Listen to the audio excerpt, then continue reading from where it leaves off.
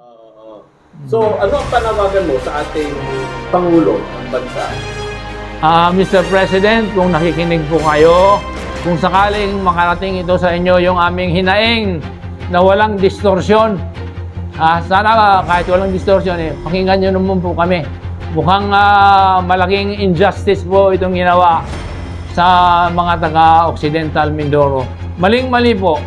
Kung papayagan po natin ito na walang rule of law na umiiral dito sa ating industriya ng kuryente, Mr. President, I think this is a black mark on the credibility of your administration.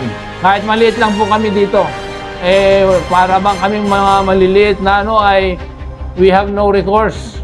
The law cannot protect us. So yun ang tulungan mo po kami dito.